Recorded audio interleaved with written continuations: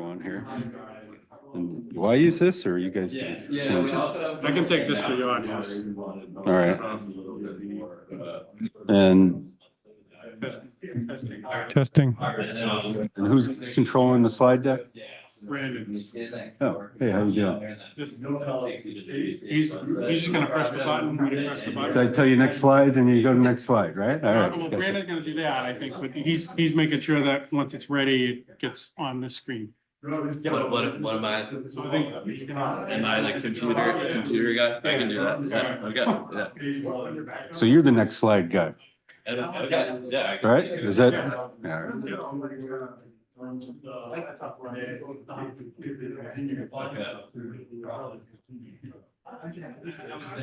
My son, and he had this site up there something on Facebook, you know, if you're from Morgan. He's asking me what's wrong with it. Yeah, what do they find? People find things. No, they've known about it for a long time. They're just now being able to get. What do I need to mention? The Q&A or whatever? Yeah. How the online people should comment, right? Yeah. Has people refused you to? Okay, so that, okay, so I'm controlling the slide, and if I like. That's all right.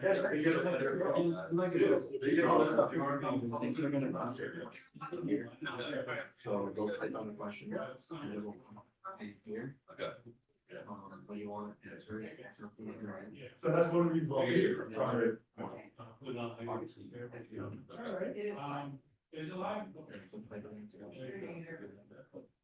And then it's just sharing this screen now, so I would just pull up the PDF, so you can start the.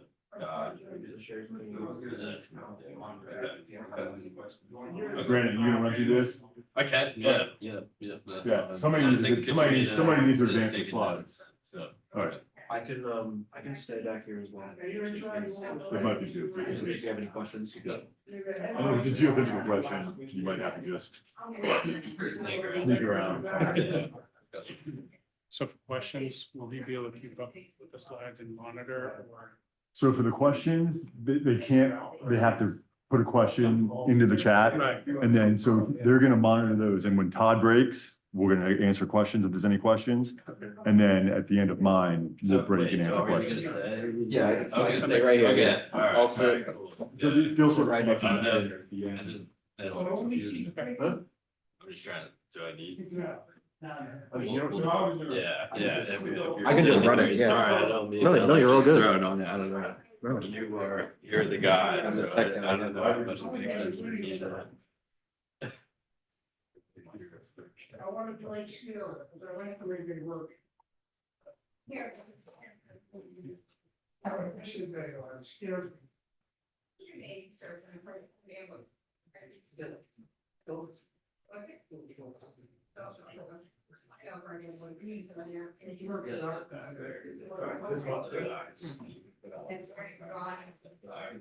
I don't need this, I know, as long as somebody knows. Please let them know when you're in, so I just got it. Put it on, let them know.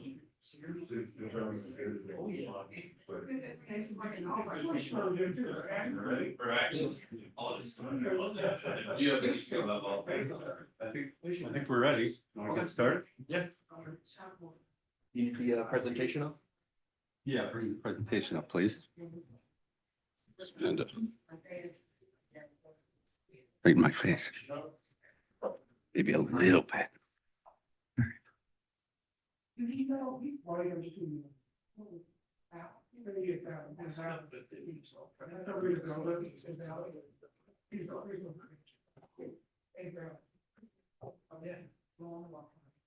All right, we ready to go? All right, hello, welcome everybody. I'm Todd Beckwith. I'm with the U.S. Army Corps of Engineers out of the Baltimore district. And we're here tonight to talk about this afternoon to talk about the Morgan General Ordnance Depot. So this is what we call a formerly used defense site. It was used back in World War I as an artillery and mortar shell loading plant. They were filling those shells with explosives when in October of 1918, there were a series of explosions that destroyed the plant. You can see in this black and white photo up here in the front, on this slide, there's a picture of the black and white photo is a crater from 1918, and it might be difficult to see here, but that's a man standing on the bottom of the crater. So that gives you a sense of how large at least one of the explosions was. Is an extremely large crater there.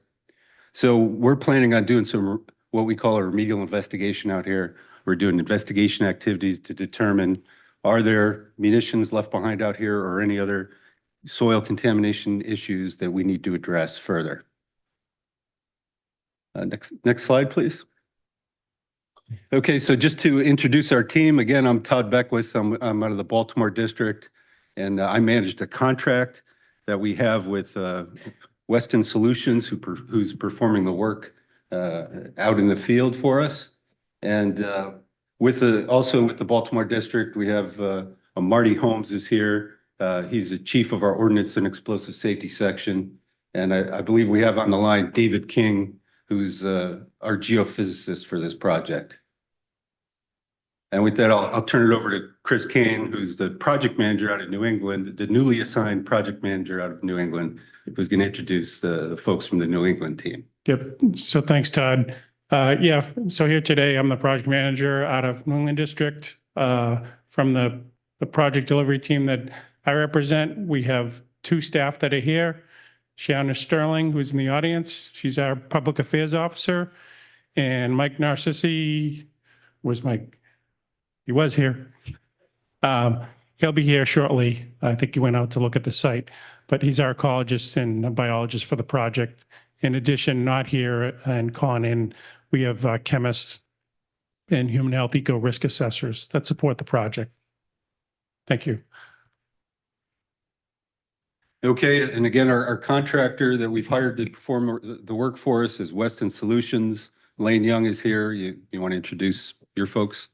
I'm Lane Young. I'm the project manager. I'm Lane Young, project manager for Weston Solutions. And we also have Brandon Sutter here today. He's a geophysicist with us. He's going to be helping collect the data and process it. And I don't think we have anybody else online at the moment. All right. And then we also work closely with the New Jersey Department of Environmental Protection. And Ralph, you want to introduce yourself?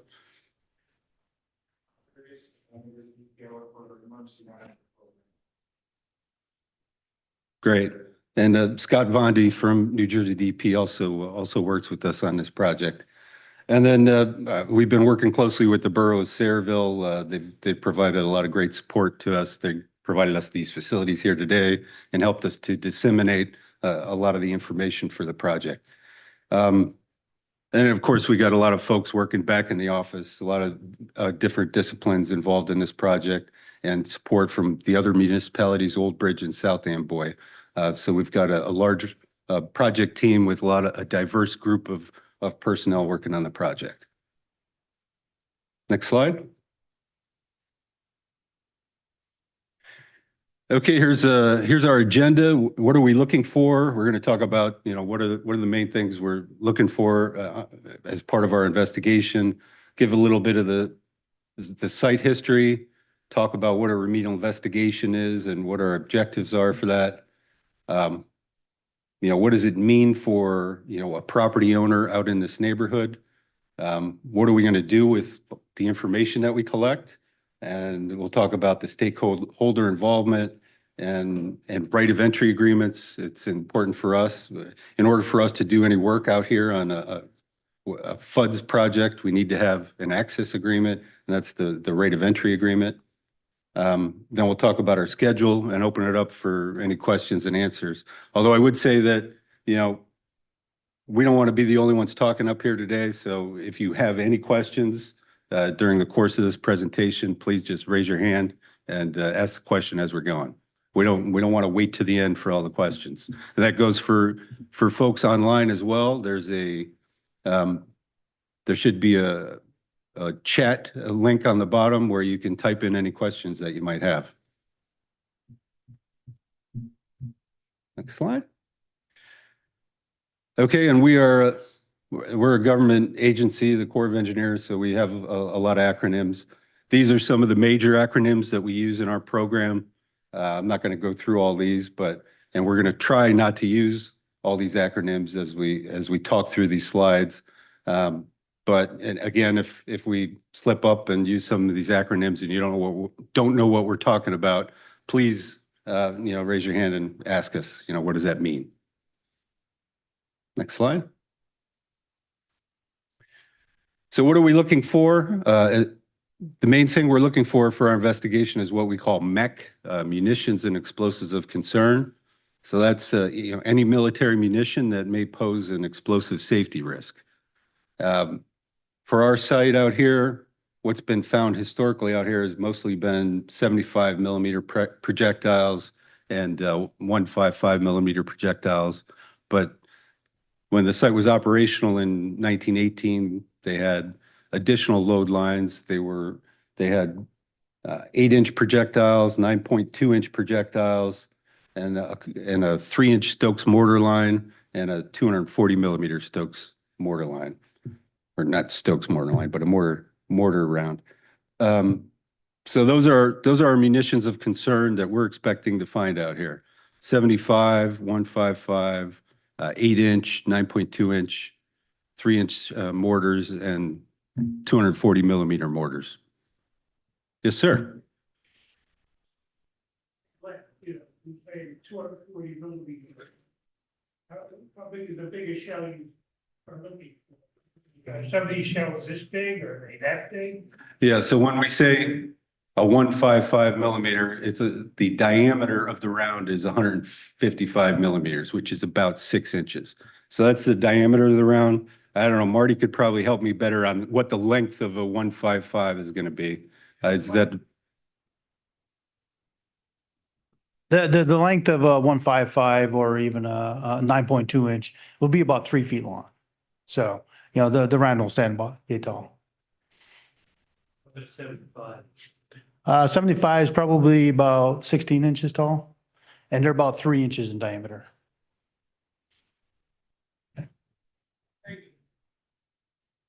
Thanks, Marty.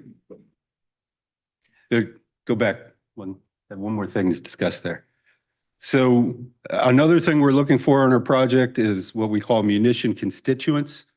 Those are the chemicals that make up the munition. We want to conduct some soil sampling to evaluate whether any of those chemicals, which for our project is really just explosives and primarily trinitrotoluene, is our chemical of concern for this site. So that we could sample soil, sediment, or water to determine have there been releases of those compounds, and is there any risk to the public from any of those type of releases.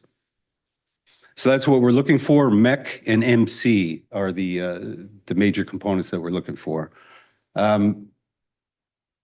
Formerly used defense site, that's the program that we are running under. It's what we call FUDs. And definition of a FUD site is any property that was owned or leased by the Department of Defense and then was transferred out of Department of Defense control prior to 1986. So this site is a FUD site. And the overall goal of the FUD site is to reduce in a timely and cost-effective manner risk to human health and the environment from past Department of Defense activities. So that's the overall goal of the FUDs program. Our project is performed following the Comprehensive Environmental Response, Compensation, and Liability Act, or CERCLA law. So that's the legal framework that we conduct our work under. That's also known as the Superfund law. But I do want to point out that this site is not a Superfund site. The Department of Defense, whenever we're doing investigations, is always executing our programs following this law. So we're following the Superfund law, but the site is not a Superfund site. And if you want to find more information on the FUDs program, our headquarters, Army Corps of Engineers website, there's a link here that you can see, or you can just do an internet search for Corps of Engineers FUDs, and I'm sure that'll take you to our headquarters website, and you could find a lot of important information on the FUDs program. There are thousands of FUD sites across the country that we're working on. Okay, so here's a little more detail on the law that I just talked about, the CERCLA law. I'm sorry, did you have a question? Question, the shells that you find, what state are they in? Are they deteriorating, or they whole and just intact? Or do you find some that are like starting to leak and run out and then? Well, we haven't started our investigation out here, but I would say that, you know, for a site where there's munitions that have been in the ground for over 100 years, there's going to be some deterioration of the metal. I don't know, Marty, if you want to add anything to that. Yeah, so there was also an explosion. So I would anticipate that we'll find munitions that are broken. We're gonna find some that are whole. We'll probably find empty. Right. So Hey, we're gonna Marty? find, I think, yeah, there's a good picture up there, showing that a broken round. Right, okay, But I would imagine we'll find them in all different states. okay. We're not anticipating finding any with any fuses, and the fuses were not installed at this facility. Okay. So the shipping plugs were installed and then they were shipped overseas for the, Oh, so they were in fire or state, they leave this place, that is correct. okay. Thank you.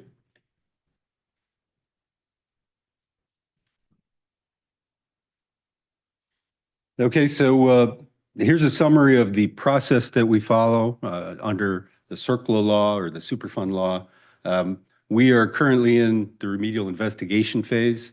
In the 1990s, the initial, you know, identification of release and site inspection were done. And now we want to do what we call an RI, remedial investigation. And the overall goal of that, we want to define nature and extent of any munitions that might be present, nature and extent of munition constituents, and complete a risk assessment. The CERCLA law and decisions about whether additional remedial actions are needed at a site are all based on the results of the risk assessment.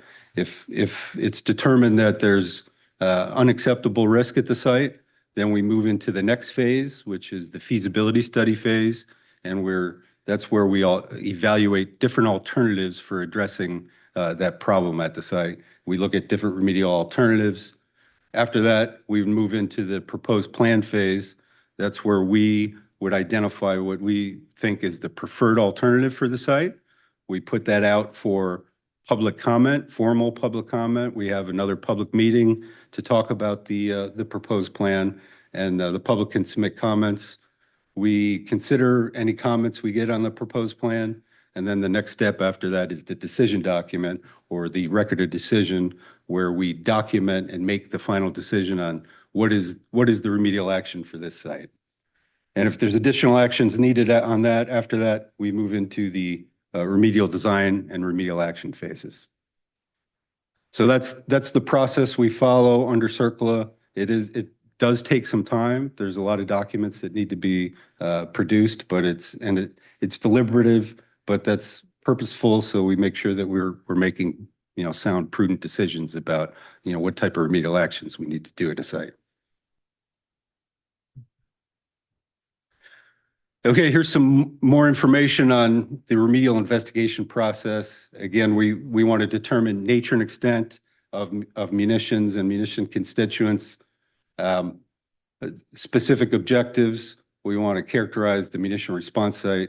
We want to know what are the type of munitions that are present out in the site? What's the density? You know, how many munitions may be present out there?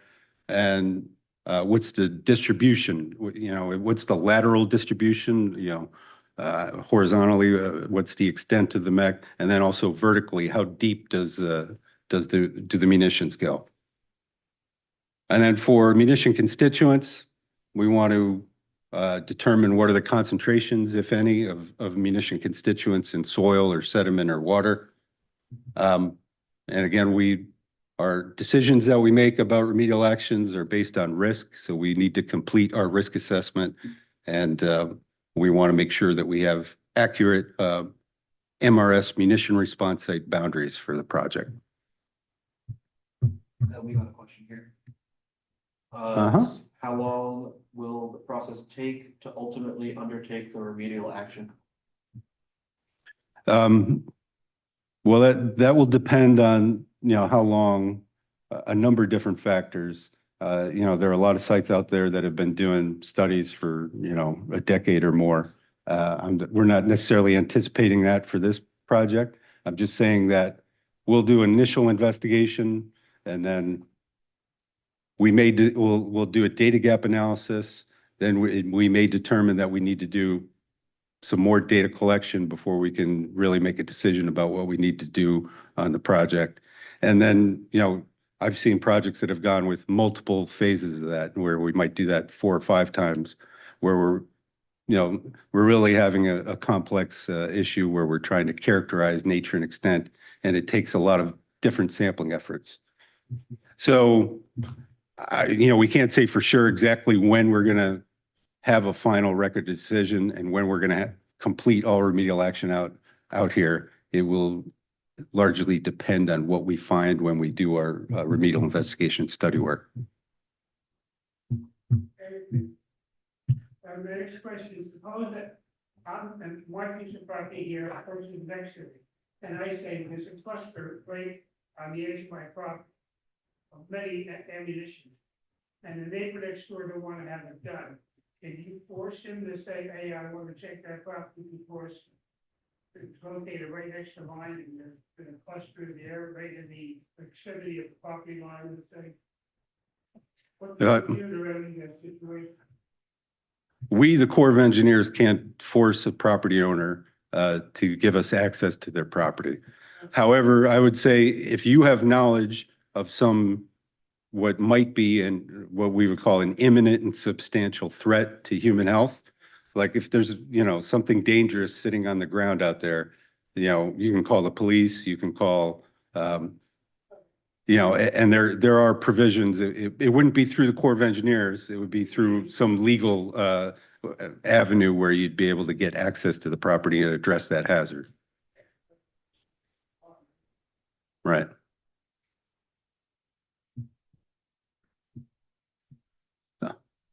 Okay, this figure is the purple circle here is what we call our MRS, the munition response site. And the way that this was drawn back in the 1990s when we were first doing some studies out here. And this is based on the center point of this circle is where the first explosion occurred back in 1918. And the distance from the center point to the outer edge of the circle, the radius, is 1.25 miles. And that's based on the furthest distance that a munition was found from that first explosion point.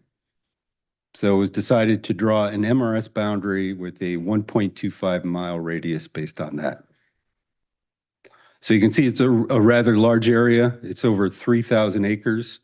And it includes not just parts of Sayreville, but also a small part of South Amboy and a part of Old Bridge. You'll see as we go through this presentation, yes, our MRS is this big, but the main focus of our investigation is really down more towards the southeast portion of this MRS, where all the load lines were back during World War I. Next slide. Some of the history, some more of the history on this site. Again, it was an artillery shell loading plant, opened in 1918. They had 7 lines that were up and operational when the first explosion occurred in October of 1918. And then over 3 days, there were a series of severe explosions that essentially destroyed the facility. And they were planning to rebuild. They had hired a salvage contractor who came in and began to clean up the property. They leveled it out and were going to rebuild the property. But then a month later, the armistice was signed and World War I ended. So any plans for rebuilding were scrapped. The site would continue to operate as just a storage depot, a supply depot from that point on up until about 1950. When when the property was transferred to developers and municipalities. And since then, there's been a significant amount of development that's occurred in the area where the plant was. Slide. So here are a few of the old photos from that 1918 time period. Bottom center photo is one of the production lines before the explosions occurred. So you can see what that looked like, before the explosions occurred. There's a few of the munitions are sitting on the ground on the bottom left part of that photo. And then the rest of the photos, the other 4 photos are all, the aftermath after the explosions. You can see that one large manor there that was, a mile away from the plant and still suffered some severe damage. You got a shop in one of the nearby towns that they had to put guards out to protect the contents of the shops out there. But a lot of nearby towns had significant damage. We have uprooted trees, some pretty large trees that were just pulled out of their roots and knocked over. And then down in the bottom right corner, you could see a few cars that were damaged by the explosions as well.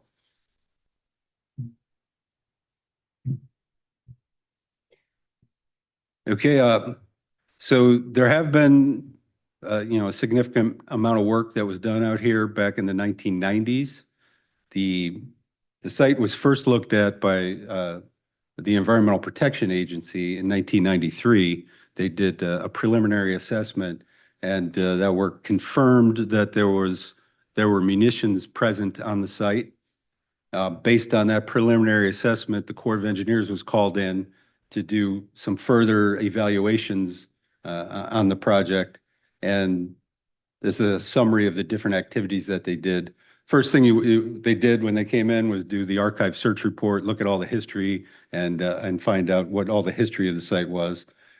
And then they had a couple different actions they were doing. Removal actions. They did a removal action on the Eisenhower School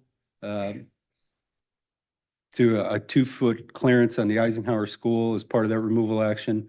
And then an area just south of the Eisenhower School, a 60-acre parcel where there was a residential development planned, what's called the Lemire property, right? Or the Kaplan property.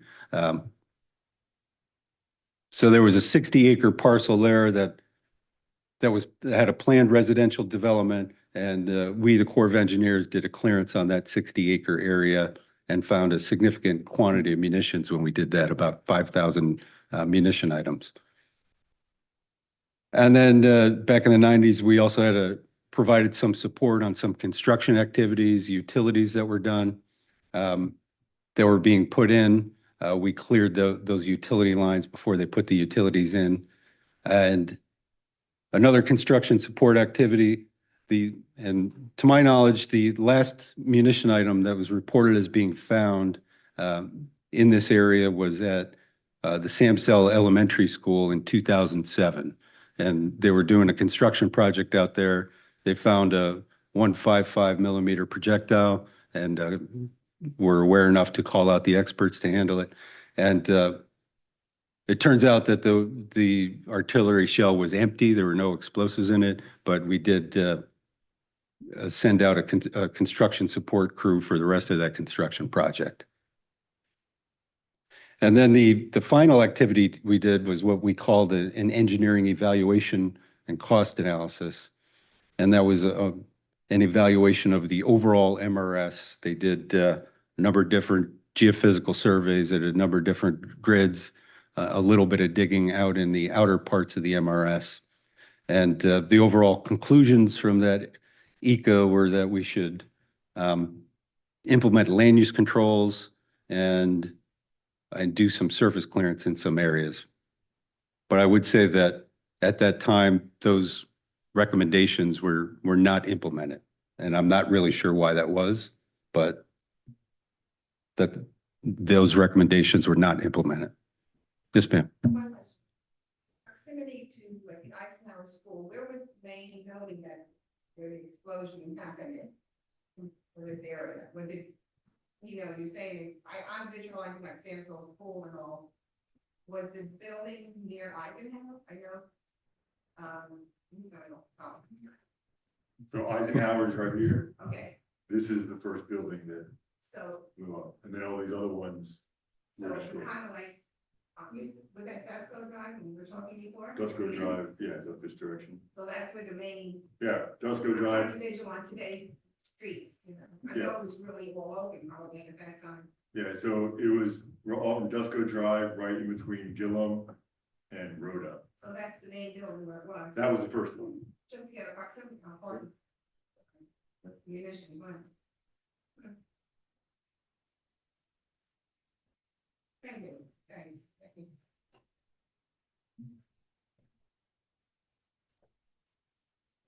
Okay, and this figure is showing you a summary of all the work that was done in the 1990s.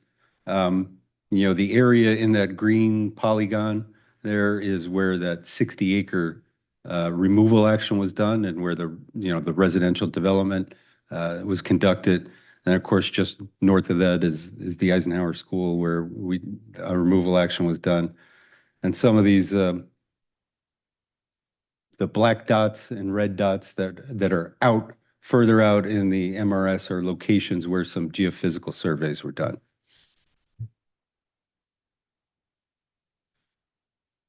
So with that, I'm going to turn it over to Lane, our contractor, who's going to talk about all the investigation activities that they're going to be performing. But you know, this figure here is showing you a summary of, you know, based on all that historical information that I just went through and, you know, the study work that was done in the 1990s, this is the area that we're focusing in on for our investigation. And so Lane's going to go through details exactly on what we plan on doing in these different areas. Any questions? All right. Can you go Thanks, back Lynn. one slide? Awesome. All right, like I said before, my name is Lane Young. I'm the project manager for Weston. We're working, you know, for the Army Corps of Engineers to execute this work we've been talking about. So like Todd said, you can see on this figure, this is where we're focusing our investigation to start with. Again, the blue area around the outside is generally the boundaries of the production line area as part of the former depot. All those stars you see are documented munitions finds in the area. And then the yellow, sort of orange polygons on some of those previous maps, we had identified where the buildings were that exploded and where the craters were located. So those circles are buffers around those crater locations. So as we start investigating, we're going to focus our investigation where those former craters and former buildings were located and where munitions have been found in the past, start there and then expand as needed. So we'll go talk about exactly what those investigations are going to look like in each of these areas. Next slide. All right, real quick before we get into that, just a safety reminder. I know we've heard lots of stories about people finding munitions over the years. And just, you know, if you do come across something, 3 things to remember. We call them the 3 R's of explosive safety: recognize, retreat, and report. So first thing, recognize, you know, just when you may have encountered a munitions item. On one of those previous slides, you saw what those may look like today: rusted, corroded, broken to pieces. So cylindrical object, you know, typically. So if you find something and you're unsure, you know, good rule of thumb is don't mess with it. Retreat. So if you do find something and you have questions about it, you know, don't mess with it. Don't approach it, don't touch it, don't move it, and just carefully leave the area. And then lastly, once you're away, just call 911, let them know what you found and they'll know what to do. It's not the first time this has happened in this area, so they're aware. So I'm going to talk about the project, the actual work we're going to do in the field. We hope to be in the field in June, starting this process. And our project could run till the winter of 2027. So December 2027 is when we have to be done with our work and our reporting.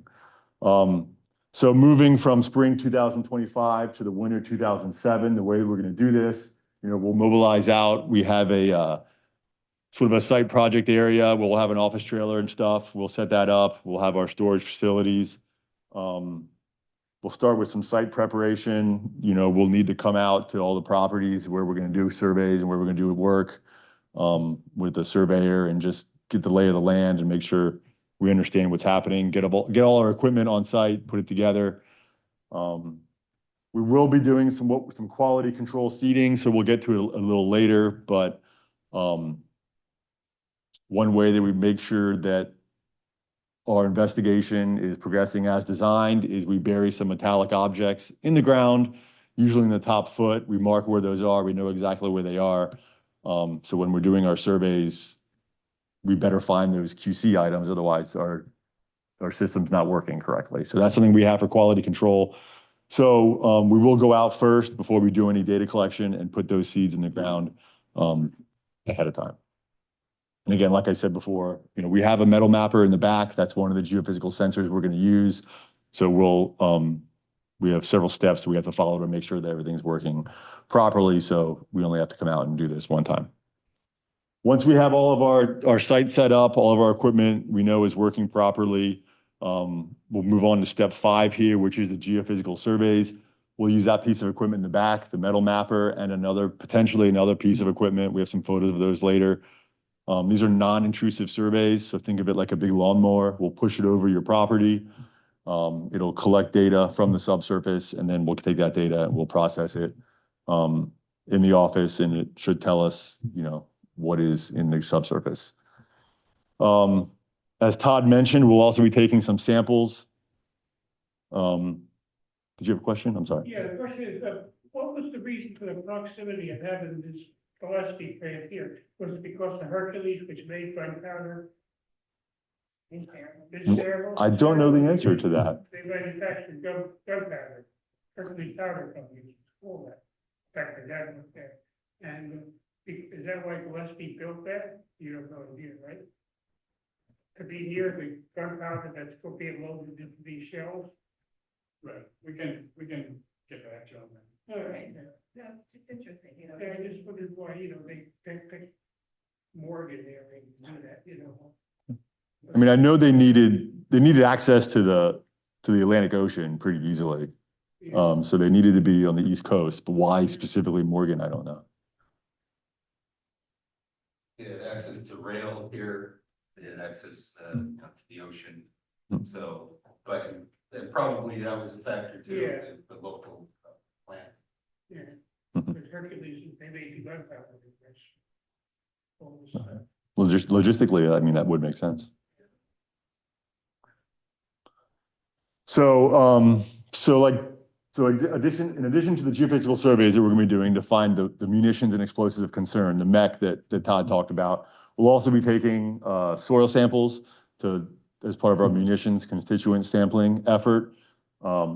And again, we'll get into it in a little more detail later, but we're going to start with those soil samples, and based on the results of that sampling and anything else we find, that effort could be better defined. Once we're done with collecting our geophysical surveys, and we've identified, these metallic objects in the subsurface, it is our intention to come back and investigate what we're calling targets of interest. Those are those metallic items in the subsurface that these geophysical instruments collect. These geophysical instruments have GPS systems on them, so they can, we can go back and locate exactly where that metallic item is in the ground within, several centimeters typically. So we know exactly where to go to try to figure out what this item might be. Depending on what those metallic items are in the ground surface, we'll have to deal with those. If it's a munitions item and there's an explosive hazard, we have some very specific protocols that are followed there. Otherwise, if it's just, determined to be safe metal scrap, we will, recycle or dispose of that separately.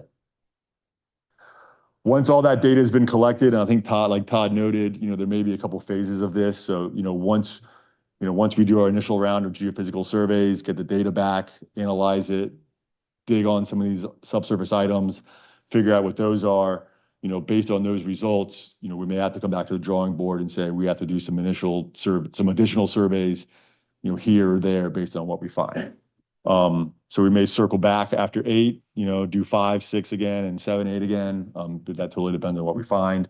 Once all that data collection is done, we'll move on to the reporting. I know Todd mentioned the data usability assessment. That's something we'll do throughout the process. And that'll help us figure out when we're done with our data collection. When all that data collection is done, we'll do a final data usability assessment, sort of explain what we did and how we feel about our data. We'll do that risk assessment. That's important for the RI. It helps determine, the future path forward based on what we found, what risk is there to human health and the environment, from these items that we may come across. And then lastly, we'll do an RI report. And, that RI report needs to be wrapped up by December 2027. So that's kind of what we're working with there. So that's just real quick what the process will look like in a little more detail. Todd mentioned this is what we're calling this area within that yellow boundary is we're calling our preliminary high use area, or like I noted before, the focus area of our initial investigation. That's focused around the buildings that exploded, the production load lines, the rail lines, and where they've found the majority of munitions in the past. So that's where we're going to start our efforts. Here's some pictures and some bullet points about the actual geophysical surveys. We'll be collecting 2 sets of survey data. One set will be in what we're considering developed areas, residential areas, green space in commercial areas, and municipal areas like parks and so forth, where there's not a lot of vegetation and there's open area for us to get our sensors. So we'll be collecting data there. Generally in those areas, we'll be working around hardscaping. So any driveways, sidewalks, pools, stuff like that. We're just going to go around that in these areas for our surveys. We're not going to move anything. We're not taking anything apart. We're just sort of surveying open space. The second set we're going to do, in undeveloped areas that are still vegetated. There's not a whole lot of that around here, but in areas that are still vegetated, we are going to go in and do some minimal veg clearing, just so we can get access with our sensors. That way we have 2 sets of data, one from the developed areas where work has been done, soil has been moved, and then another set from these undeveloped areas, where some of that soil movement and development, we think that these areas, could potentially higher risk, and more closely resemble conditions, closer in time period to the explosion. Yes, sir. The people that are apprehensive about getting this done, well, this doesn't affect me at all, what's going on here. Are they being told that we'll put your property back the way it was, not leave you with a mound of dirt where we just dug the hole? Is that they've been informed? We're trying to inform them, we haven't. That's why they're apprehensive, is what I'm saying. No, yeah, no, we've gotten some feedback from the public. So we have sent out right of entries, and we'll talk a little bit about that more in a second. And with those right of entries, we do have some fact sheets and some frequently asked questions that we're mailing out with those, to help explain exactly what we're trying to do. But if anybody has any questions, I would suggest that they reach out. There's contact information provided with those ROEs. We're more than happy to help answer questions. Thank you. Yep. Again, we started talking about this. The data is going to be collected in accessible areas within that focus area that we talked about. And then we've also, because of the uncertainty relative to that buffer of that preliminary high use or focus area that we've defined, we drew a sort of a 1,000-foot buffer around that. So we'll also be collecting data within that buffer just to make sure we've got, to evaluate that line. Is that line realistic or do we need to adjust it? Again, we talked about data, so we'll be putting grids up. So again, in the residential commercial property, it's our goal to survey 100% of the property up to an acre. So residential yards and that type of stuff. If they've got a half acre, three-quarter acre yard, anything that we can get access to within that piece of property, we'll try to survey. But in those grids, our grids are limited. There'll be either 100 by 100 foot grids or a subset of something smaller, 50 by 50, depending on how much space we can get into. And so we'll only be doing surveys in those grids. And then again, based on what we find, we can do more grids or less grids. So again, I touched on this when we talked about the flow chart. Once we have done these geophysical surveys and we've identified these metallic objects in the subsurface, we do have the ability with the new technology these days to discriminate some and identify what metallic items more closely match the munitions that we're looking for, the 75 millimeter, the 155 millimeter, the 8-inch, 9.2 inch, and the mortar rounds. They're all in our library for our data, so we can compare the feedback to those to see how closely they resemble that. So again, we will be back out to dig on these items that we've identified underground. So we have qualified UXO technicians, especially trained folks that come out and do dig on these items to help confirm exactly what they are. And then based on what they find, that triggers how we dispose of it. The sensors that we use, based on the size of the items that we're looking for, we can expect to confidently find and identify items in the subsurface down to about 3 or 4 feet. The depth of the munitions here varies. Typically, the items from the explosion that would land, we wouldn't expect them to go too deep into the surface, but there has been a significant amount of earth movement here within the MRS with all of development. There is some marshy areas and some wet areas in as well, so we would expect that items may sink deeper into those wetter soils. So again, most of the items that have been found during those removal action and construction support that we talked about before have been within the first 4 feet. However, they have found some stuff reportedly as deep as 14 feet during some construction support on some sewer line installation. But again, we don't know exactly how the mechanism to get to 14 feet, we're a little unsure on. So can you go back one slide? So again, there's a picture of the metal mapper there in the top right. That's the machine that we have here today. We also have another geophysical sensor. It's called a man portable vector sensor. We call it an MPV. It's a little more portable. It does the same thing. If there are any tighter spaces we need to get into, if we need to get in and around trees and that type of stuff in the vegetated areas, we do have this other option. But the metal mapper, the one that sort of pushed like a lawnmower is the primary sensor we're going to use. So addition to the surveys I just talked about that we're going to do on developed property and in undeveloped property where we have to do some veg clearance, there's also 2 other distinct areas of interest where based on the evidence that we have reason to believe that there may be munitions in these 2 specific areas. The first one here is a place we're calling Apache Lake. It's this light blue polygon on the screen up next on the north of Ernston Road, sort of across from On Deck. It's a sort of a wetland area, a wet area, surrounded by 2 streams. It's a low-lying area. And Todd touched on it quickly before. There has been some cleanup efforts here before. Immediately after the event, there was a salvage contractor hired. And I think there's just anecdotal evidence that items may have been put in that area during the cleanup effort. And it's also undeveloped. It's been undeveloped since 1918. So, anything that could have landed there might still be there. So we're going to go look there. And then we're also going to look down in a portion of Cheesequake Creek.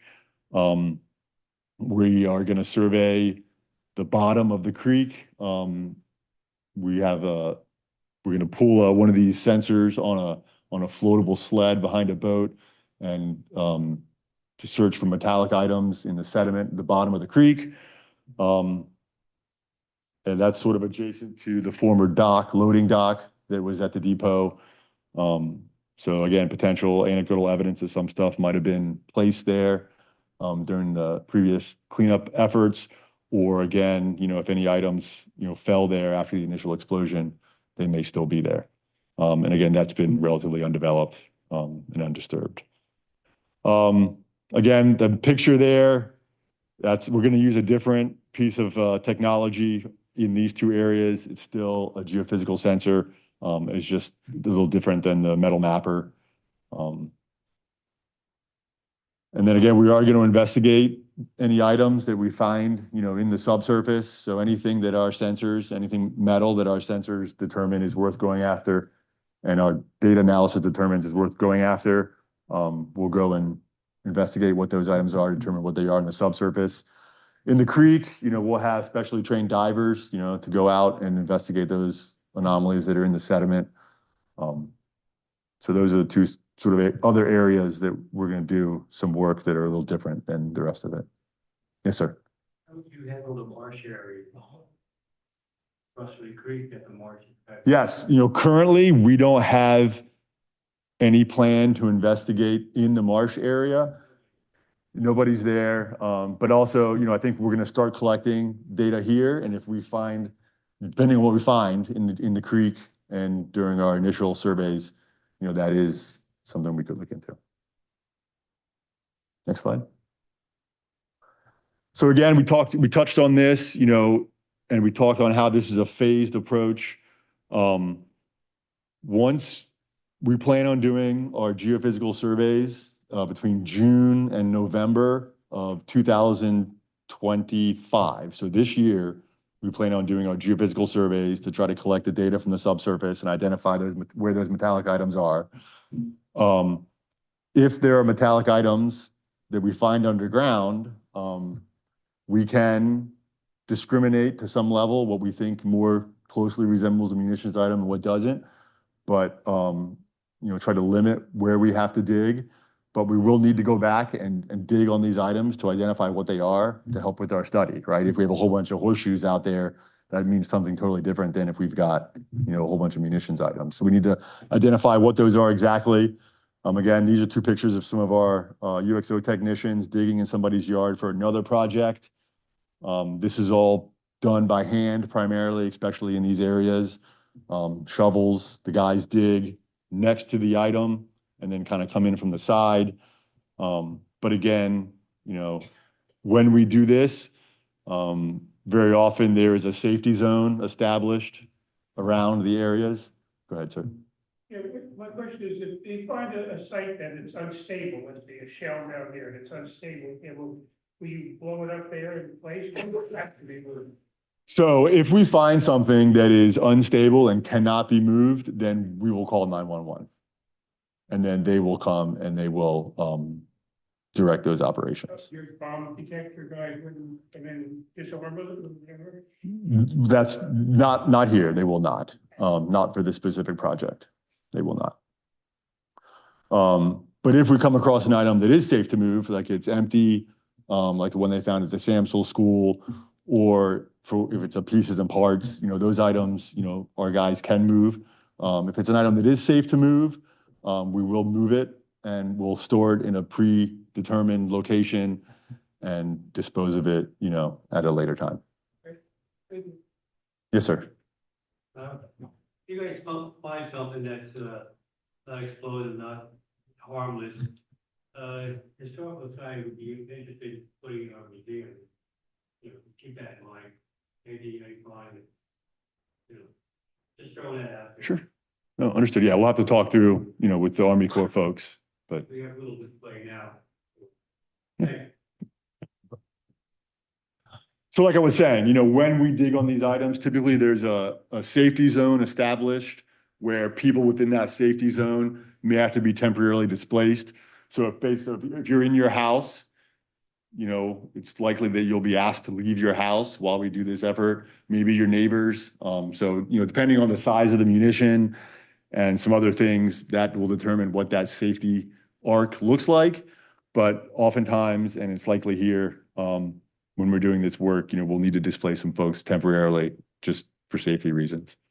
All of that will be coordinated well in advance. We're not going to show up one morning and just start digging and then ask you to leave. It'll all be coordinated well in advance.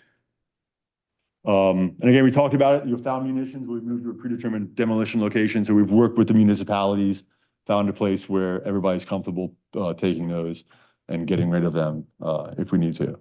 And the police and the fire and the local town, everybody's tied into that discussion and are aware.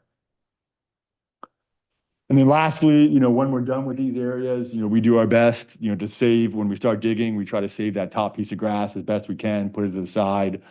As you see here, there's a tarp laying down. So we try to reduce the impacts as much as we can, make the hole as small as we can. But when we're done, we'll restore the area back to where it was. We'll put that seed back, and if we need to, we can put some other grass seed and stuff down. But we don't anticipate any significant ground disturbance, at least in the, in the residential areas. But again, that all depends on the item that we're investigating, how deep it may be and how large it may be. Next question. All right, so here's another map. You'll see the MRS, the munitions response boundary is that purple line. You can see that our focus area is that yellow line that surrounds, like we talked about before, it surrounds the original production lines in those areas, as well as where the explosions took place and where the majority of munitions have been found. You can also see the buffer, which is the darker brown line. It's 1,000 feet outside of the other boundary. And all of the property parcels in purple are the properties that when this map was made, we had requested right of entries. As you can see, we are focusing our right of entry requests and the areas where we want to do our surveys around the historic buildings that blew up and the craters that resulted from those explosions. So that is where we're focusing our primary efforts. And then, like I said before, we'll expand as needed based on those initial results. We've also requested access to some parcels in that buffer area, just to collect data on both sides. We would expect to find less density, in those buffer area parcels, but, it's to be determined. Go ahead and go back one. And again, here you can see the 60-acre ticker boundary where they did the removal action in the 90s is in the green. Those two turquoise-looking boxes, those are the areas from the ECA that Todd mentioned, the last study that was done where they suggested, some land use controls and maybe a surface clearance being conducted. So those areas are within our focus area because that was a recommendation previously. And then those circle dots, those circles you see on there, the red and black dots, those are some of our preliminary ideas of where we could put some of those grids, right? Some of those grids in the undeveloped areas. So we're hoping to put those there along the parkway in some of the undeveloped areas there. The next slide. Munitions constituent sampling. So again, we will be taking some soil samples as part of this initial effort.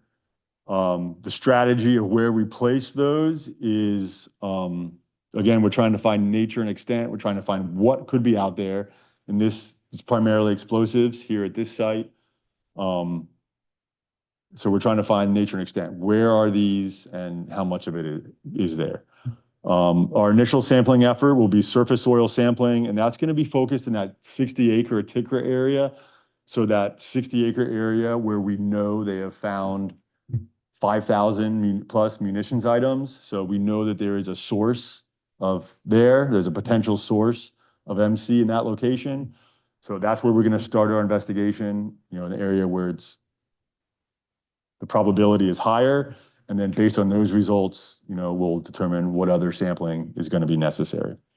Whether that be additional surface soil sampling, subsurface sampling, any sediment or potential surface water or groundwater sampling. So all of that, is to be determined in the future once we get this first set of samples collected. Here's a map of where we'd like to collect those samples. We're still working on right of entry agreements for a couple of these properties. But again, we need to collect samples from green space within this area. We need to be able to find some dirt. And we have focused, during those TICRAs in the 90s, the majority of the munitions or the source for potential munitions constituents were found along the northern and the eastern edge of that. So along Ernston Road and up against the Garden State Parkway. So that is where we'd like to focus our soil samples, where they found the most munitions items. So if there's going to be any contamination, we believe it's most likely to be in these areas. So we'll come in here and take our soil samples, get the results, and then go from there. That's all done by hand. What we do is we take from each one of those, if you go back one slide, from each one of those polygons, decision units. So from each one of these polygons, we'll go in there, we'll get 30 small pieces of soil with a special tool. We'll homogenize those together, and those will be sent to the lab to determine, how much or if there's any explosives in that soil. So again, what does this mean for me, for the residents and people affected by this investigation?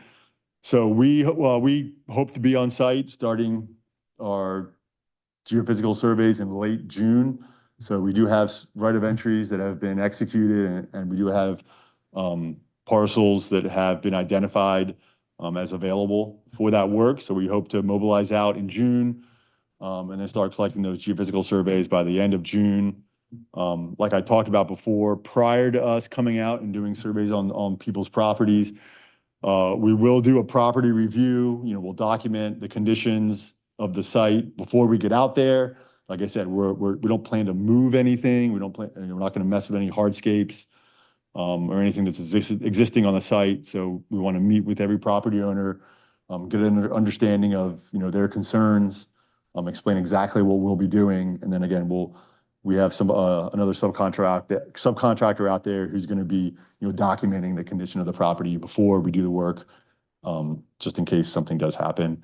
And then we'll have a land surveyor, just a professional licensed surveyor, come out. Like I noted before, our sensors, they're all GPS capable. So as we're pulling these sensors across the ground, and they can geolocate and georeference any of those metallic items in the ground, so we know exactly where they are and where we go back to. So to make sure that we're accurate for every piece of property, we're going to have a surveyor come out and just put a control point. So where it's just like a nail they put in the ground, maybe one or two of those, so that when our guys show up with their geophysical surveys, they can check in with their geospatial equipment and just make sure that they're really getting the metrics they need to make sure everything is extremely accurate. That's pretty non-intrusive. Like I said, it's just usually a couple nails that are flush with the ground, and we can take those when we leave. Every property owner, we'll be contacting them well in advance to do this initial property review and have discussions with them, talk about schedule. But we will also confirm the surveyors. We will confirm with property owners 2 weeks prior to coming out to do the surveys, make sure that date is still good with them. Folks can expect 2 people out on site for these surveys, 2 geophysicists. They'll be operating these sensors that we have pictures of and collecting that data. So there'll just be 2 people out there for that. The Army Corps is still looking for right of entry agreements. Our investigation is only as good as the data that we can collect. So, we still have some right of entries that are out there. We'll talk a little bit more about exactly what that looks like. But, within our focus area and our study area, the Army Corps is still looking for, willing participants. And work will be done during the day. again, this will all be specific to the property owner and our discussions with that property owner, but, we don't typically work at night. It'll be during daytime, 8 to 5. Yes, sir. I know there's a lot of variables involved. What's the average time to do a 1 acre lot? Well, just a rough number, how many can you get in a day? Just a rough number. Nothing bad. This is Brandon. He's one of our geophysicists, and he'll be able to give you a better answer. Yeah, so the undeveloped grids, those are the 100 by 100 grids. Typically be a couple days for that. We're doing vegetation removal. We're not expecting too many obstructions or obstacles. For the residential surveys, a 1 acre parcel will take us the longest.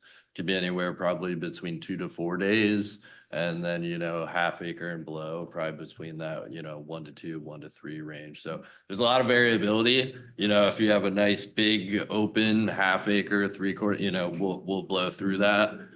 If you have a property that has a bunch of different small little portions of areas that accumulates it, it takes us longer to go around and get around. So there's variability, but generally, it's multiple phases, and each phase will just be a couple of days. And I didn't really touch on it, but there'll be 2 phases of this geophysical investigation too. We'll come through first time with the metal mapper or the MPV, and we'll collect the data, pushing it sort of like you mow your lawn, and that collects the data.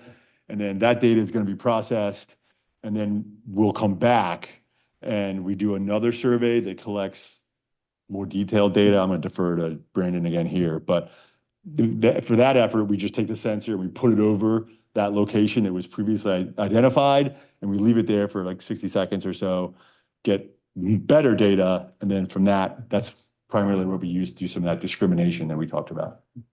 Yeah, that's generally correct. Yeah, the first set of surveys is just covering as much space as we can in much area. And then we'll identify specific anomalies that we'd like to go further investigate. And then we just navigate to those specific locations and just collect stationary data. And that allows us to do our kind of classification, discrimination of, what may be worth intrusively investigating and what would be. Yes, sir. If you find something, you have a parameter defined how big an area is going to work this side. If you find something on the edge of where you work, can you expand that boundary, or are you? Absolutely. So that's where we talk about those phases, right? So if we're at the northern end of that, what we're calling our focus area, or we're in our buffer area, and we're just coming across significant amount of mech, or pieces of munitions debris, large hunks of it, then we will definitely go back to the drawing board and see if we need to, do some. We have options in that, the way that works. Yeah. So, we'll. Stop right here, whatever's on the other side of the fork, I put it around. No, we call them step out investigations. So, we'll get to the end of our initial boundary. And then if there's something along that boundary, we'll do these quote step out investigations to define what that is. Cause we don't want to. Yep. Next slide. So again, what will we do with this collected information? We've talked about a lot of this already.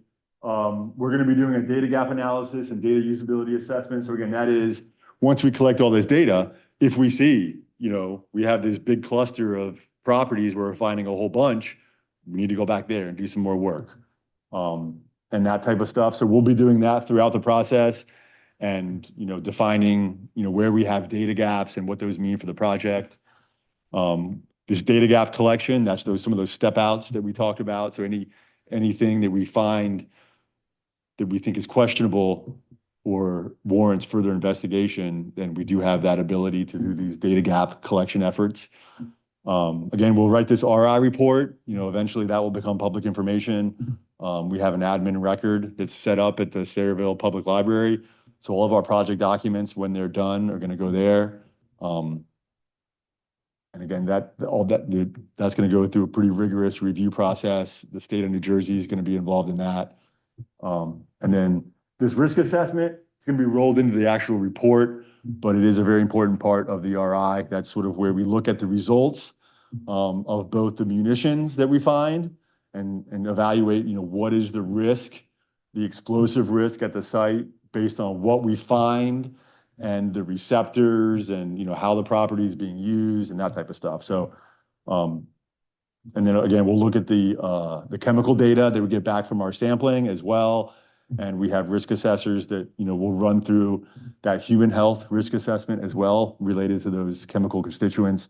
And all of that will be, all of that risk assessment work will be rolled into the RI report.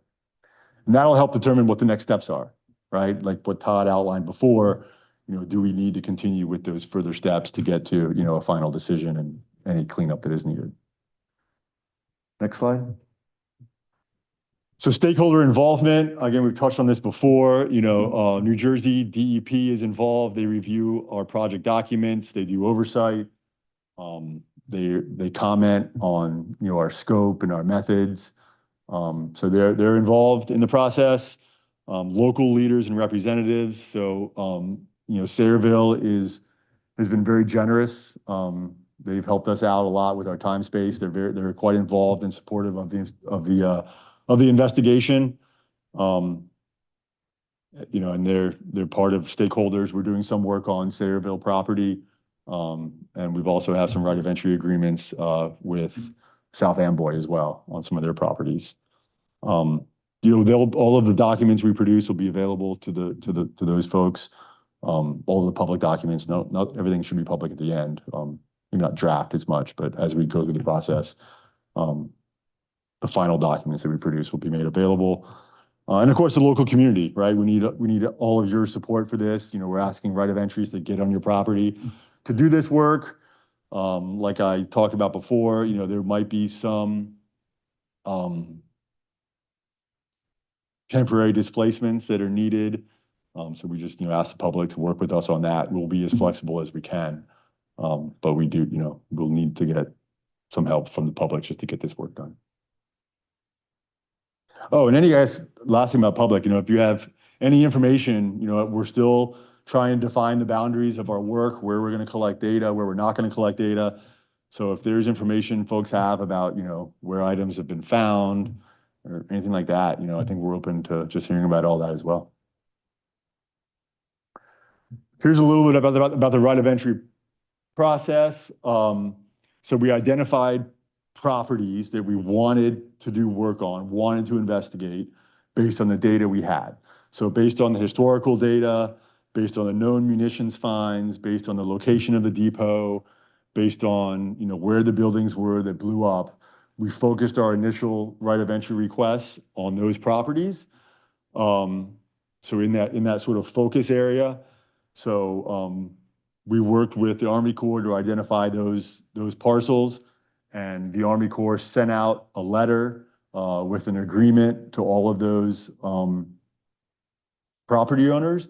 If you think back, there were all those purple polygons identified on that one map. Since then, we've sent out a few more. So as of today, give or take a few numbers here, we have requested access to a total of 229 parcels. Those are owned by 157 property owners. So like I said, Sayreville has been quite generous. So, Sayreville owns numerous parcels in that 229, but we have contacted 157 property owners to try to get access. Again, most of those are on, private property. Those 159 parcels have been requested from 153 private landowners. So there are some folks who own more than one property that we requested access to. When this slide was put together a couple days ago, we had agreements for 19 of those quote privately owned parcels.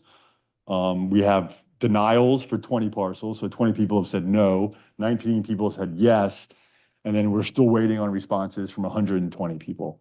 We've done some canvassing efforts. We've walked around the neighborhood of Sayre Woods off Ormston Road, left some packages, information packets and some stuff there, trying to talk with folks, try to get responses for those remaining 120 parcels. And then, like I noted before, public property, we have requested access to 70 parcels. Most of those are from the borough of Sayreville, and we have 7 agreements executed for 68 parcels. We're not going to do surveys on all of those. Our survey design has changed a couple times since we first started this. But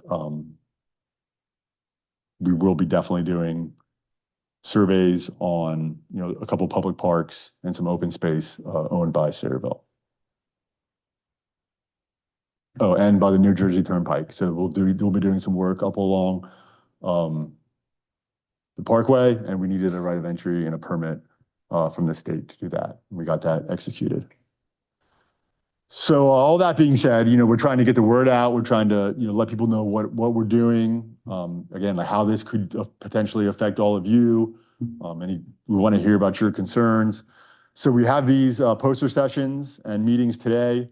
We have 2 of them scheduled today. This is the first one. We have another one this evening. We have a web page the Army Corps has a web page. This is the link here. You can also use that QR code. You can take a picture of it, hold your phone up, it pops up a link.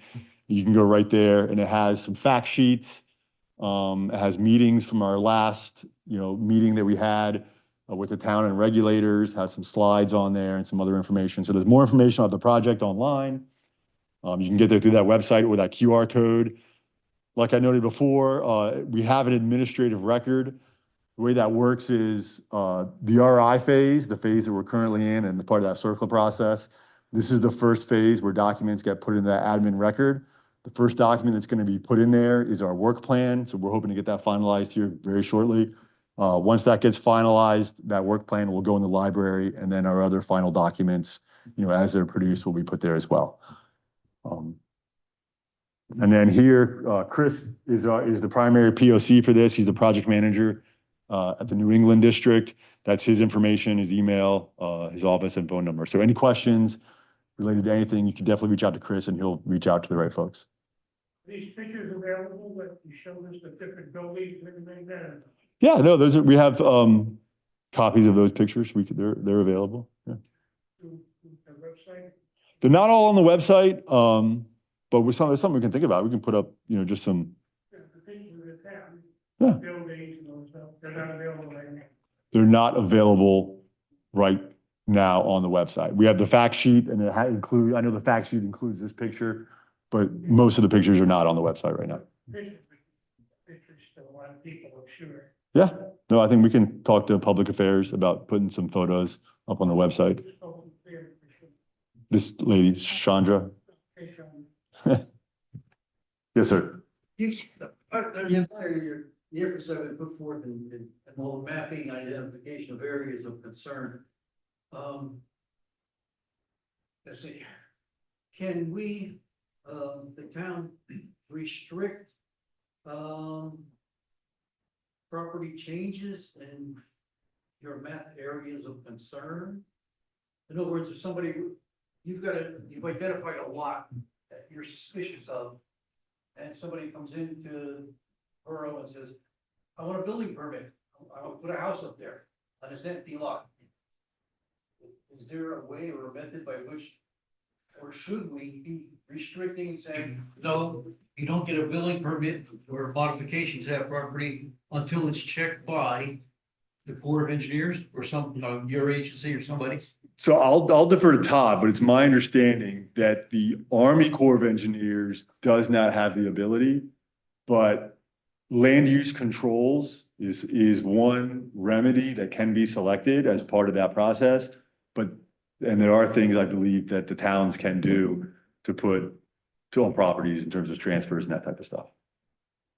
Yeah, so the town can't enforce land covenants or deed restrictions. The government can't do that. The only thing we can do is advise in our reports that there's land use controls required for the property, either limitations on excavation depths or, we prepare maps showing the areas where we think there could be more items. And then it's really up to the town on what they do with that information. But we would be required to maintain land use controls and report on progress every 5 years, even after the remedy is complete on some of these areas. So the Army's not going away. Is there presently a method of communication, let's say, between code enforcement or building department municipally and the Corps, so that municipally, somebody in this building looks at a map and says, oh, they want to put up an apartment house here. We better notify the Army. And, that they're applying for a permit. This whole section of, Middlesex Monmouth County is under tremendous pressure for building and development right now. And I see buildings going up in areas that, growing up in the area, I never thought they'd be building in that area, but they're building now. There's a lot of pressure. And I'm wondering if you've done such I think an outstanding job of identifying parcels of area of concern. Is there a communication back and forth between the Corps and code enforcement or municipal authorities? I don't know if there's been anything done to date between the town and the Corps. I'm guessing not, because we haven't concluded our investigation and we can't, we don't yet have the data. We just have the historical information. Yeah, but you've identified parcels that are of concern. Right. I'm thinking, let somebody walk your machine over the property for a day or two before the bulldozers come in, and then give them the permit and say, yeah, go ahead and build. And not wait until a bulldozer turns up with something that might go boom. You mean like the area behind Harbor Club where they put that whole complex there, that's right here in Morgan. Yeah, Yeah, they built the Harbor Club, and then after that, a couple of years ago, they put up a big area right behind it. Yeah, right, over by the park, I should say, that was big, and I guess nothing happened, they just built it. yeah. I'm looking for some method of communication between what you're identifying and the authorization from the municipality that you go ahead and build. Because they're all. Especially when it's in the proximity of where the Gillespie Oh, he's was. already identified the property, Yeah, we think there might be, there's probably a problem here. yeah, because Let's it's check right it next to before we Gillespie. dig. And there are a lot of contractors that have been coming in, putting up all these phones. What I think the man is trying to say is, if they come across something while they're digging, are they going to notify anybody? Which is very. Or are they just gonna bury it? So Or, you know what I mean? Stop building, because now all of a sudden the contractor says, Yeah, he ain't gonna halt, there's no way. Yeah, we're not or, gonna hop. or do they not really know what they've just dug up, or is it a piece of pipe to them or something to that effect? That's what I think the man is trying to say, that a lot of contractors have been coming into the area building. So I know for a lot of projects like this, I don't believe there's any current interaction between our suspicions and the municipal decision makers, right? I don't believe there's any of that currently ongoing. And like we noted before, the Army is not allowed to enforce anything. Correct. So as we move through this process, one of the things that is most likely gonna be recommended is gonna be something called educational awareness, I believe is what they call it. So there will be an effort by the Army to make the community more aware of these hazards, right? So that people coming in are just straight up aware. But then, anything beyond that is really gonna be up to the local municipalities to how they want to try to enforce that or roll this information into any of their requirements. So I would say that, typically we'd be looking at that later on down the road, and we're trying to come up with what I call the record of decision, our decision document, where we think our final remedy is. But, it's certainly something that we can discuss, with the town. I don't know, they have any mechanisms where they can see that or not, and get it outside control. I mean, Willing to have you guys turn around and say, hey, look, we had this whole series of public meetings and all these nice posters and handouts and everything else for, what do we got? Like 8 people here from the public, and anybody, Centerville employee or South Amboy employee who from code enforcement or anything like that. That's the level of communication I'm looking for. Is how does the municipality officially dig into this matter? Yeah. So to speak? Yeah, I'm not sure the answer to that. I do know that Glenn Skarzinski here in the borough of Sayreville is aware of what we're doing and aware of all this stuff. That's what I'm looking for. Yeah, no, he was here. Even awareness, I think you know Yeah, so. more than what we've seen in the Yeah, past. so they were involved in our, we were here in February to have our initial discussions with the state of New Jersey. Not our initial, but one of our rounds of discussions with the state of New Jersey and Sayreville, and they were all in on that, and they were all involved in that discussion, yeah. And we can coordinate any discussions that involve the town to answer your question directly, but right now, nothing to my knowledge exists. But we can get with the town to, determine what will be disseminated once the reporting is finalized by the government. Yes, sir. So when it comes to right of entry, get more yes. Is private property, have you ever thought about incentivizing participation? In what way? Giving a card. Exchange. That's a government question. We can't.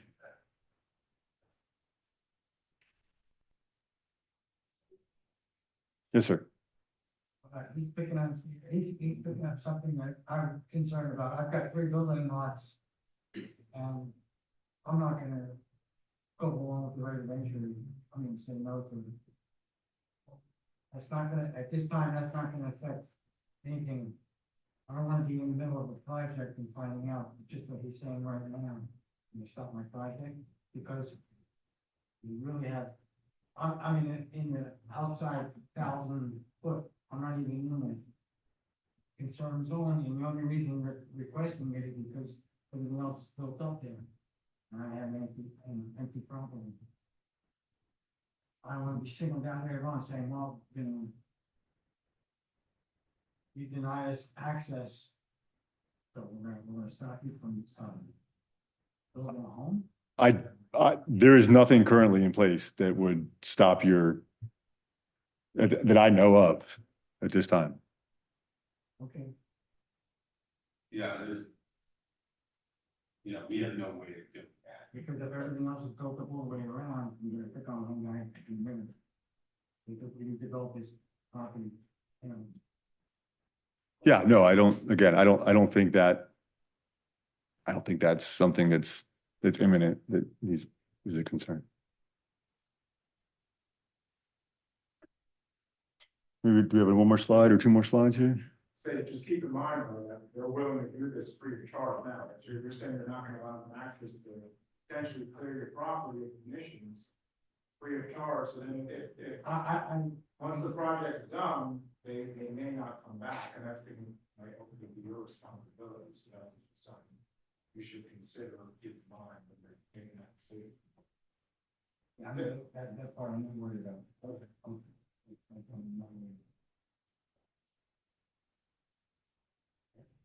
So our schedule, again, like I noted before, our geophysical surveys would have been at open space, undeveloped areas, people's yards, commercial properties with green space, and those grids in the undeveloped areas. We're hoping, it's our plan to collect that data, do those surveys between June and November of this year. We're looking to do Apache Lake, to do our data collection in Apache Lake off of Ernston Road there, sometime in September. We're looking for maybe a little bit drier time when there's a little less water in there to get in there and do our work. Cheesequake Creek, we have on the schedule to do the initial data collection, the surveys with our boat, pulling behind the floating sensor in September of this year. This target of interest investigation, that's when we go back and actually, try to dig up these metallic items to see what they are. We like to do work in the water. We like to do our intrusive investigation soon after we collect the data, just because it's a dynamic environment, things are moving. And like I said, we'd hate to have a GPS point A and then come back a year later and nothing be there because it got moved. So we're depending on a couple of documents that need to get through the approval process. We're hoping to be out there in October with our divers, investigating those targets in the sediment, the month after we collect the data. We'll have to collect the data, process it, get it approved, but then that shouldn't be a problem. But, October, November of next year, be out there. That'll be the first time that any of these potential movement of people, temporary displacement might occur. That shouldn't affect too many people up in the general Sayreville area, but we'll have to work closely with the marinas and the boat traffic down there when we get to that point. Our intrusive investigations are digging in the open space and the grids on people's properties, again, where this temporary displacement might have to occur in like the neighborhoods. That'll be in 2026. So once the ground thaws in about March, we'll hopefully be back out here digging on some of these items that we've identified with these sensors. And again, depending on right of entries and what we find, that could take us through November of 2026. We also, this is out of, and then a year later, we'd like to come back and do the intrusive work at Apache Lake, but that's relatively flexible. And then that leaves us the whole month of, the whole year of 2027 for our reporting process, which can take a while just to get the report written, all our data put together, and then run through the review cycles with the Army and the state and the town and everything. Next slide. So again, just a couple more things just about, again, there is a project webpage. I can go back to that QR code. It's also back on a couple of those documents. That has some information there. And then this 3Rs explosive safety. So the Department of Defense has a safety education program. You'll see back there, we have some bookmarks that we printed out and laminated. That's where we got those. And that's the type of stuff that you would see as part of an educational awareness program, if that was implemented, in Sayreville. But that's free to the public. Anybody can get that now. So in reality, if a town wanted to print some of those out, flyers out and put them up, that's their decision. And again, if you ever are out there and you come across something, just remember the 3Rs: recognize, retreat, and report. You find something that looks like it might be dangerous, recognize it for what it is, especially in this area.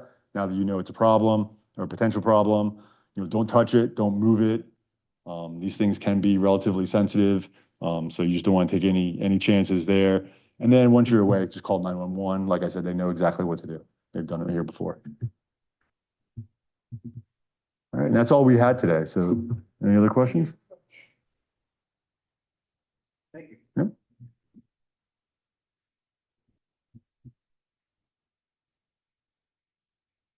Thank you, Peter, and Yeah, thank you. Thanks for coming.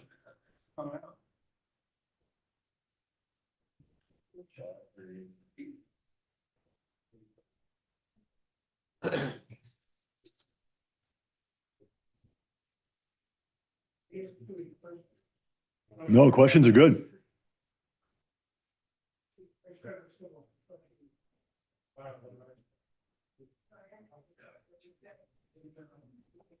Yeah, I understand what you're saying, but behind. Can you say, put up